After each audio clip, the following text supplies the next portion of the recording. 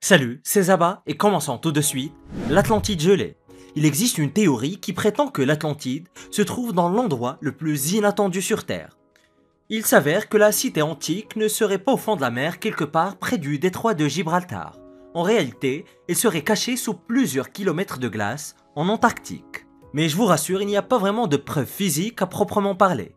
Mais en 1958 déjà, le scientifique Charles Hapgood avait proposé une des théories les plus uniques pour expliquer pourquoi l'Atlantide n'a jamais été retrouvée.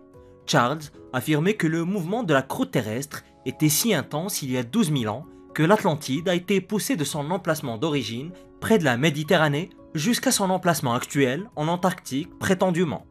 Et aussi folle que ces théories puissent paraître, elle a engendré toute une théorie scientifique ou pseudo-scientifique selon à qui vous posez la question. De plus, Charles a prétendu que l'Antarctique avait été cartographiée par des explorateurs européens avant qu'elle ne se déplace vers le sud et ne soit recouverte de glace. Mais nous reviendrons sur ce point plus tard, mais restons pour l'instant concentrés sur les pôles. L'Atlantide a été mentionnée pour la toute première fois par le philosophe grec Platon qui a affirmé que l'Atlantide avait été détruite par les dieux 9000 ans avant sa naissance. Cette chronologie correspond parfaitement à la théorie du déplacement des pôles de Charles Hapgood. Sa théorie a gagné tellement de terrain qu'elle a même sa propre page Wikipédia. Elle est appelée l'hypothèse du déplacement cataclysmique des pôles. Et beaucoup de scientifiques se sont penchés sur les affirmations de Charles. Il s'avère qu'il avait raison sur énormément de points, mais aussi qu'il avait tort.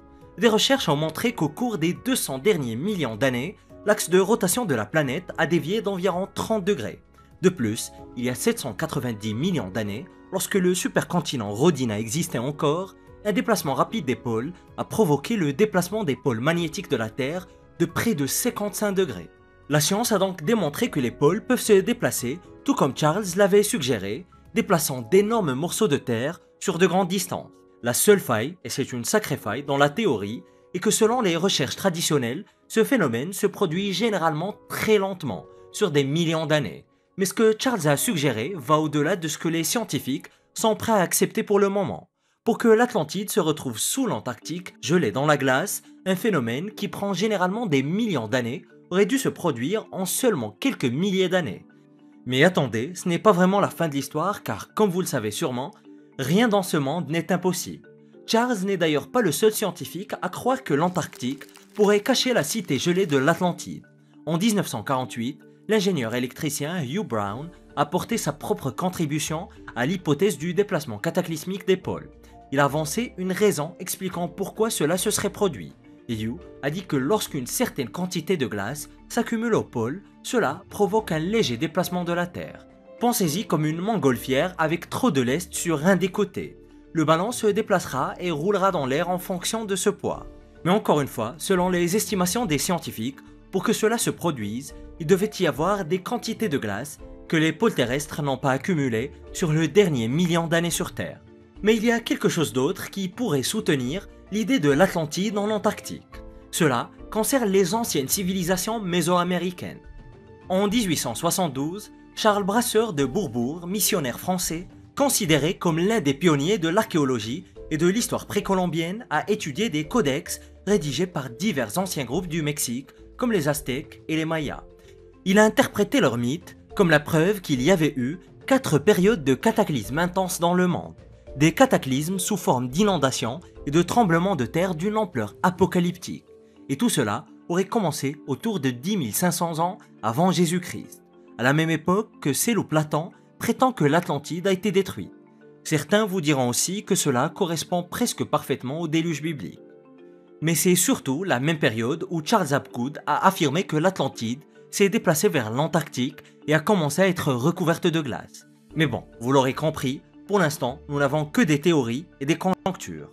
Mais la théorie n'en reste pas moins fascinante. Le dernier survivant. Le 19 février 1947, l'amiral Richard E. Byrd a quitté son camp de base dans le cercle arctique et a volé vers le nord dans un petit avion. Et depuis 70 ans, les spéculations vont bon train sur ce qui s'est passé lors de ce vol. Selon les rumeurs, l'amiral Byrd aurait volé au-delà du pôle Nord et serait entré directement dans une ouverture qu'il aurait engloutie avec son avion. Il aurait survolé le pôle et aurait pénétré dans une entrée menant à l'intérieur de la planète elle-même. Il aurait pénétré dans la Terre creuse, un monde censé être caché sous le nôtre, rempli de créatures étranges avec son propre environnement, sa propre atmosphère et sa propre civilisation. Bien évidemment, rien de tout cela n'a jamais été confirmé, mais ce n'est pas la seule théorie du complot entourant l'amiral Byrd. Byrd s'est également rendu en Antarctique en 1956 où l'on dit qu'il a pénétré au pôle sud et entré dans un autre portail menant à la Terre creuse encore une fois, d'abord au sommet du monde, puis au fin fond de la Terre. Mais si tout cela est vrai, pourquoi les satellites, les radars et les solars n'ont jamais capté ces entrées? Et pourquoi personne d'autre n'a-t-il pu trouver de preuves de l'existence de la Terre creuse? Eh bien, dans ce contexte, j'ai une triste nouvelle. Le dernier membre survivant de l'expédition de 56 de Richard Byrd en Antarctique est récemment décédé. Avant de mourir à l'âge de 102 ans, Robert Johnson a laissé quelques éclaircissements sur ce qui s'est réellement passé avec l'amiral. Richard Byrd s'est rendu plusieurs fois en Antarctique. En 1939, il s'est rendu là-bas à bord de l'USS Bear, un navire à vapeur et à voile. Robert Johnson était le plus jeune membre de l'équipe d'expédition. À seulement 19 ans, Robert est retourné en Antarctique avec l'amiral en 1946 pour l'opération High Jump où il a sauté en parachute sur la glace polaire. Et lors d'une interview ultérieure, il a décrit l'Antarctique comme l'endroit le plus silencieux de la Terre. Robert y est retourné 2 ans plus tard avec la marine américaine dans le cadre de l'opération Windmill. Et selon Robert lui-même, tout ce qu'ils ont fait en Antarctique relevait de l'exploration scientifique. Il n'a jamais mentionné quoi que ce soit au sujet d'un voyage dans la Terre creuse, et Robert n'a jamais prétendu avoir rencontré une civilisation mystérieuse. Il était simplement un homme ordinaire, le fils d'un officier de la marine à San Diego. Sa carrière dans la marine a duré de 1937 à 1956, après quoi il a travaillé à la poste. Il est décédé à Jacksonville en tant que dernier survivant des expéditions de Richard Byrd. Des cartes et encore des cartes. L'une des cartes les plus importantes du monde entier a été dessinée en 1513 par un pirate turc qui a été exécuté pour trahison. Les plus fidèles à la chaîne la connaissent très bien et son importance pour l'histoire de l'Antarctique. La raison pour laquelle cette carte est si importante est qu'elle montre l'Antarctique sans aucune glace, soutenant la théorie de Charles Hapgood dont je vous ai parlé plus tôt. Le pirate turc s'appelait Piri ibn Haji Mehmed, né en 1470 et exécuté en 1554. Sa carte est connue sous le nom de la carte de Piri Reis et vous en avez probablement déjà entendu parler. D'ailleurs, c'est un sujet très populaire lorsqu'on discute des mystères de l'Antarctique. Mais aujourd'hui, on va aborder des faits méconnus sur la carte, notamment le fait qu'elle a été largement étudiée par la marine américaine. Mais ce que vous ne savez peut-être pas, c'est que la carte de Piri Reis n'est qu'une pièce d'un puzzle bien plus vaste et bien plus mystérieux. Seuls des fragments de la vie du pirate turc sont connus. Il a commencé en tant que pirate, mais est finalement devenu amiral dans la marine turque. Et pendant son service en tant qu'amiral, il a créé une carte détaillée de la Méditerranée. Il a également créé une carte du monde dessinée sur du cuir de gazelle. Et à un moment donné, au cours des 500 dernières années, sa carte du monde a été coupée en deux. Seule la moitié inférieure survit aujourd'hui, montrant l'océan Atlantique, les îles des Caraïbes et la côte est de l'Amérique du Sud. D'ailleurs, la côte brésilienne est décorée de petites images d'animaux. Et bien que la carte ne soit pas parfaite, elle est assez précise. Et tout en bas de la carte se trouve la côte de l'Antarctique, un continent qui n'avait pas encore été découvert. L'histoire conventionnelle nous dit que l'Antarctique a été découvert en 1818, 300 ans après que la carte de Piri Reis a été réalisée. Magellan n'avait même pas encore fait son premier tour du monde qu'il a effectué entre 1519 et 1522. C'est Magellan qui, malgré son assassinat aux Philippines lors de son expédition et sans jamais être retourné en Espagne, qui a prouvé que la Terre n'était pas plate. Le pirate turc a affirmé que lorsqu'il a créé sa carte étonnante du monde, il l'a fait en utilisant près de 20 autres cartes comme source d'inspiration. Il n'avait pas vu l'Antarctique lui-même. Il savait simplement que le continent était là en consultant des cartes bien plus anciennes. Et en 56, les choses ont commencé à devenir très intéressantes avec cette carte ancienne. Une copie en a été donnée au bureau hydrographique de la marine américaine par la marine turque en guise de cadeau. La carte a été remise au capitaine Arlington H. Mallory qui l'a trouvée fascinante. Mallory a remarqué que la carte montrait des parties de la côte antarctique qui sont cachées sous une épaisse couche de glace. Le capitaine Mallory croyait que la carte avait été réalisée avant que l'Antarctique ne soit recouverte de glace. Mallory a consulté certains spécialistes et bientôt, Charles Hapgood a pris connaissance de la carte. Charles, vous savez, le même homme derrière la théorie du changement de pôle, a commencé à creuser. Et avec l'aide de ces étudiants de l'université du New Hampshire, ils ont trouvé des preuves que la carte de Pierre Rice, et en effet d'autres cartes médiévales, étaient des copies d'originaux bien plus anciens. Ce n'était pas non plus la seule carte montrant l'Antarctique avant que l'Antarctique ne soit découverte. En fouillant dans les documents de la bibliothèque du Congrès à Washington, Charles Hapgood a trouvé l'Antarctique représentée sur une autre carte mondiale de 1538 et la carte de Philippe Buache en 1754. C'était un géographe français de génie dont on a aussi déjà parlé sur la chaîne. Il y a aussi la carte d'Oronteus Phineus, également connue sous le nom de Mappement d'Orance Fine de 1532 qui montre toute l'Antarctique. Cette carte semble prouver que quelqu'un a fait le tour du continent et l'a grossièrement cartographié, et ce, près de 2 siècles avant James Cook lui-même.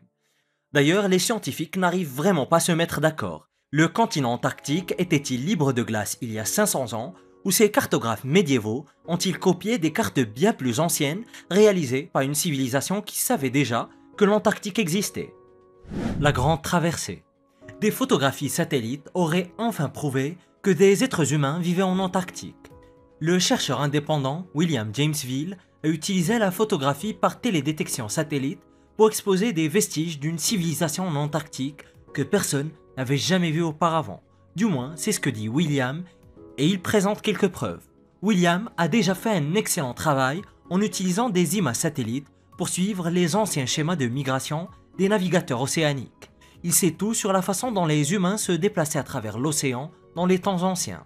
Mais récemment, il a porté son regard sur l'Antarctique. William voulait adopter une approche scientifique de certaines théories du complot sur la présence d'humains sur le continent il y a très longtemps. Et quel meilleur endroit pour commencer que la côte australienne? William a supposé que les êtres humains auraient pu migrer d'Australie vers l'Antarctique dans le passé ancien, et ce, selon ses estimations, vers il y a 6000 ans. Se basant sur ses connaissances sur la façon dont les anciens peuples parcouraient les mers, William a fait une supposition éclairée. Il a supposé que des gens auraient navigué depuis la côte de l'Australie vers le cercle antarctique, arrivant probablement dans la région de Whites Land, et c'est là qu'il a commencé ses recherches. William s'est concentré sur les régions déglacées, c'est-à-dire les endroits où la glace avait déjà fondu pour exposer une partie du littoral rocheux. Il n'y a pas beaucoup de régions où la glaciation s'est inversée, mais William a réussi à trouver quelques morceaux près de l'endroit où la mer de Ross touche la terre Victoria. Il a scanné une portion de côte exposée d'environ 2 km, et c'est là qu'il a trouvé une tête humaine selon ses dires. Mais je vous rassure, ce n'est pas une tête humaine littérale, plutôt une tête artistique gravée sur le littoral rocheux selon les dires de William toujours. Voici l'image que William a capturée par satellite. Il a déclaré qu'il s'agissait du premier portrait qu'il a découvert en Antarctique, selon ses dires toujours. Il dit que le visage est sculpté dans une surface rocheuse déglacée d'environ 23 mètres de hauteur. La tête semble être de type caucasien avec ce qui pourrait être un symbole en forme d'étoile sur la joue gauche. Sur le front de la figure se trouve un diamant, tandis qu'en dessous de l'œil se trouve un triangle, et juste en face de la tête, ce qui semble être des caractères en linéaire A, toujours selon William. Le linéaire A est l'une des seules langues que les scientifiques sont incapables de déchiffrer. Cela intrigue les chercheurs depuis des siècles. Pourtant, ici, 2 de ces caractères se trouvent en Antarctique. Le linéaire A était utilisé sur l'île de Crète il y a des milliers d'années. Cela pourrait signifier que les premiers à avoir découvert l'Antarctique venaient de Grèce. Mais cela signifierait-il que les Grecs sont d'abord allés en Australie, puis en Antarctique? Mais il faudrait d'abord qu'il s'agisse véritablement de linéaire A avant de sauter aux conclusions. Tout le monde ne croit pas au travail de William d'ailleurs. Certains disent qu'il ne fait que regarder des images satellites et voit ce qu'il veut voir. Après tout, on pourrait prendre une photo de nuages et tracer à peu près n'importe quelle figure à partir des formes duveteuses. Mais avant de vous faire votre propre idée, et juste pour le plaisir, j'aimerais vous montrer d'autres visages antarctiques de William. Voici un autre qui prétend être un pétroglyphe trouvé sur l'île Seymour dans le nord-ouest de l'Antarctique. Il semble s'agir d'un hybride singe-humain selon les dires de William. Et en voici encore un autre, cette fois portant une sorte de coiffure. Mais il faut dire que le monde scientifique reste très sceptique. Mais il faut aussi dire que William n'est pas un simple internaute sur un forum, mais c'est un archéo-astronome, un archéologue, mais aussi un auteur. La prophétie. Un voyant ou un mystique du 19e siècle a prédit quelque chose de terrifiant se produisant en Antarctique. Son nom était Edgar Cayce. C'est le plus important des médiums depuis Nostradamus, selon les Américains. On l'appelait aussi le prophète endormi, car il tombait dans des sortes de transes qui donnaient l'impression qu'il dormait. Puis, il murmurait ces incroyables prophéties, affirmant être sous l'influence d'entités surnaturelles. Edgar est né en 1877 dans une ferme du Kentucky, à Hopkinsville pour être précis. Peut-être le dernier endroit où l'on s'attendrait à trouver quelqu'un capable de voir l'avenir. Et dès son jeune âge, Edgar n'était pas comme les autres enfants du quartier. Plutôt que de sortir jouer, il lisait la Bible et parlait aux fantômes de son grand-père décédé. Et à l'âge de 10 ans, il aurait rencontré une femme avec des ailes alors qu'il lisait la Bible dans la forêt près de chez lui. Et apparemment, depuis la visite de cette dame, il s'est retrouvé saisi par des visions. Cependant, il est très difficile de gagner sa vie en tant que médium. Edgar a commencé comme courtier en assurance. Il faut bien payer les factures. Mais il a fini par se faire un nom en tant que voyant. Il pouvait poser des diagnostics médicaux C'est du pipeau. et faire toutes sortes de choses fascinantes. Mais Edgar Cayce est surtout devenu célèbre pour ses prédictions sur les événements futurs. Certaines d'entre elles se sont même réalisées. Il a prédit le crash boursier de 1929, il a prédit le déclenchement de la Seconde Guerre mondiale, ainsi que la mort de John Fitzgerald Kennedy et de Franklin Roosevelt. Ou si l'on en croit ses adeptes en tout cas. Mais ses prophéties les plus choquantes ne se sont pas encore réalisées, et heureusement. Edgar a prédit la destruction complète de New York, Los Angeles et San Francisco à cause d'une série de tremblements de terre massifs. En janvier 1934, Cayce a déclaré qu'il y aura des bouleversements dans l'Arctique et en Antarctique, ce qui entraînera des éruptions volcaniques dans les zones torrides et il y aura un déplacement des pôles, de sorte que là où il y avait du froid et du semi-tropical, cela deviendra plus tropical et la mousse et la fougère pousseront. La prédiction est un peu cryptique mais pas tant que ça. Edgar décrivait la théorie du déplacement des pôles que j'ai mentionné plus tôt dans cette vidéo. Mais Edgar n'est pas le seul à avoir fait une prédiction terrifiante concernant l'Antarctique. Un médium brésilien nommé Athos Salomé a fait des prédictions glaçantes pour l'année 2024. Athos a été surnommé le Nostradamus vivant. Ouais, tous les médiums sont surnommés d'après Nostradamus. Il aurait prédit l'épidémie de Covid et la mort de la reine Elisabeth, et Athos a déclaré que bientôt, un virus serait découvert au pôle sud. Rien que ça. Ce nouveau virus serait dégagé de la glace et rapporté à la civilisation, puis il déclencherait une nouvelle pandémie mortelle. Et lorsque cela arrivera, le monde plongera dans une obscurité encore plus profonde que celle de 2020. Sympa les prédictions. Vue du ciel. Vous le savez déjà, mais des internautes scrutent les images satellites dans des forums spécialisés à la recherche de tout ce qui sort de l'ordinaire et surtout en Antarctique. Et il faut aussi dire qu'ils repèrent des structures très bizarres de temps à autre. La dernière en date est un immense escalier en Antarctique qui, selon ces forums, prouverait qu'il y ait soit des bases secrètes, soit des extraterrestres ou je ne sais quoi d'autre. Les images satellites montrent ce qui ressemble indubitablement à un immense escalier au milieu de nulle part. L'escalier semble ne mener à rien. Il est au milieu d'un désert autrement désolé et personne ne sait vraiment quoi penser de tout cela. Et comme à chaque fois que l'une de ces structures apparaît sur des images satellites, les théories vont bon train. Certaines personnes ont suggéré que cet escalier faisait autrefois partie d'une structure pyramidale massive construite par une civilisation perdue. D'autres ont affirmé que l'escalier mène à une base souterraine où de petits hommes verts complotent la destruction de l'humanité. En réalité, personne ne peut dire avec certitude si même cet escalier est un véritable escalier, bien qu'il y ait une ressemblance sur les images satellites. Il pourrait simplement s'agir d'une illusion d'optique. Certains ont dit que l'escalier pourrait être des traces laissées dans la neige par un véhicule inconnu ou peut-être un problème avec des caméras satellites. Mais voici une image de l'escalier. Qu'en pensez-vous? Le plus intéressant dans l'histoire, ce n'est pas vraiment l'escalier en lui-même, mais plutôt tout ce qui entoure ce genre de trouvailles à chaque fois qu'il y en a, et il y en a pas mal. Dernièrement, quelqu'un naviguant sur Google Earth a trouvé des images satellites d'un véritable vaisseau spatial, selon ses dires. Eh bien, je ne sais pas si c'est réel ou non, mais c'est plutôt amusant. Lorsque vous zoomez sur une partie particulièrement montagneuse du pôle sud, vous pouvez remarquer ce qui ressemble à un disque parfaitement circulaire, à peine visible, à l'entrée d'une grotte. Voici l'image directement prise de Google Earth.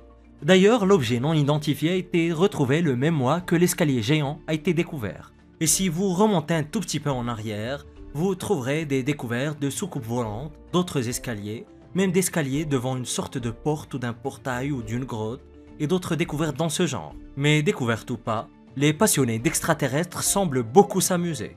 Dommage qu'ils ne puissent pas aller sur place pour vérifier d'eux-mêmes. Et ces structures antédiluviennes sont impossibles à reproduire par l'humanité. Découvre-les en cliquant sur cette vidéo.